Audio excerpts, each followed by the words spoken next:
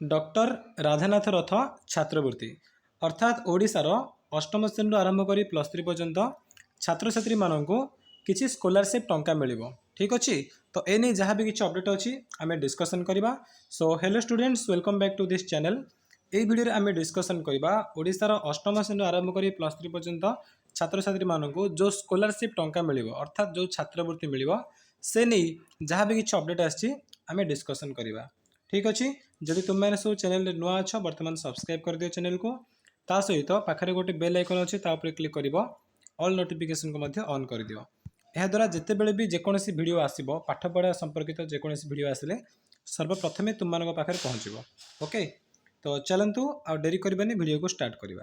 देख छात्रवृत्तिर नाम हूँ डॉक्टर राधानाथ रथ छात्रवृत्ति जोटा कि 2021-22 शिक्षा वर्ष आसी जाइए। तो कौन अच्छी देख राज्यर गरीब मेधावी छात्र छात्री उद्दिष्ट डॉक्टर राधानाथ रथ छात्रवृत्ति संपर्कित विज्ञप्ति तारीख 8/11/2021 रिख एवं 15/11/2021 रिख समाज संस्करण में प्रकाशित हेब। अर्थात ये जो छात्रवृत्ति मिलूँ डॉक्टर राधानाथ रथ छात्रवृत्ति यहाँ प्रतिवर्ष मिलूँ एवं यही वर्ष मिल 2021 मसीह तुमको मिल एवं कौ समाज पेपर एने पूरा सबकि विवरण आसब ना 8/11 अर्थात नवेम्बर 8 तारिख गोटे समाज पेपर आसब से छात्रवृत्ति विषय डिटेल्स सबकि लिखाई एवं नवेम्बर 15 तारिख में गोटे समाज पेपर आसब से डिटेल्स इनफर्मेशन थी सहित गोटे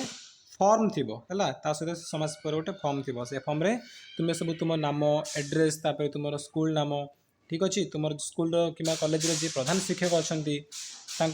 सिग्नेचर एमती बहुत किसी डॉक्यूमेंट सबकि कौन कौन दरकार जहाँ भी दरकार ना सबकि गोटे फॉर्म थी से फॉर्म में डिटेल्स लिखाई तेणु तुम्हें जदि छात्रवृत्ति पाइबा चाहूच ताहले कौन कर ना 8 तारिख समाज पेपर और 15 तारिख समाज पेपर को कलेक्ट करने को पड़ो है। ये नवेम्बर मासर 8 तारिख समाज पेपर आसो समस्त संग्रह कर 15 गोटे समाज पेपर आसो भी संग्रह कर पूरा डिटेल्स इनफर्मेशन लिखाई तो ये कौन लिखाई ना जनरल पिला माने 80% ताठू अधिक आने पड़ो है 80% कि अधिक आ बाकी जो फिजिकल हैंडिकैप पर्सन अच्छा से 60% अधिक आने पड़ो है 60% अधिक आनी ए छात्रवृत्ति मिल आहरी बहुत किसी अच्छी देख डिटेल्स इनफर्मेशन मुझे तुमको देखा ना ये थी मोर कौन 2017-18 ये टाइप गोटे आसती नोटिस तो से भितर मुझे फोटो कहीं देखा ना तुमको आउ कि अधिक आइडिया मिल जाव। तो देख लिखाई ये जो 80% अधिक थे जेनेल पिला जेनेल पिला जो 80% अधिक रखिंट ताहले वृत्ति पाइपर कि 50 ରୁ 60 अर्थात जब 60% अधिक रखुच से विकलांग हो कि भिन्नक्षम छात्र छात्री से छात्रवृत्ति मिल और बाकी देख किसी जिला रहा अनुन्नत जिला जमी कोरापुट कलाहांडी कंधमाल बलांगीर नुआपड़ा बौद्ध देवगढ़ गजपति सुवर्णपुर मालकानगिरी नवरंगपुर रायगड़ा एसबू जिलार छात्र छात्री मैंने जदि 70% अधिक आनी माने जेनेल हेले भी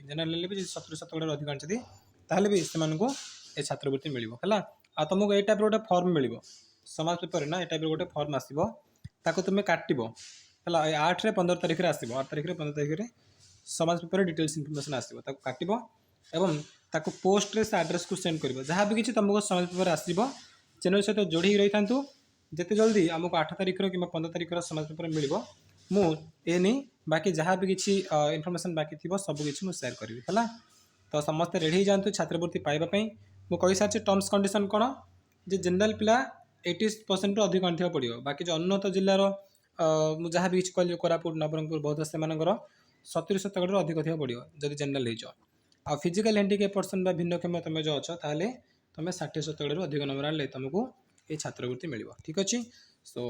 वीडियो जब हेल्पफुल होती निहाती वीडियो को लाइक करूँ जब किसी भी डाउट थे कमेंट सेक्शन में पचारतु मु नेक्स्ट वीडियो क्लियर करदेवी।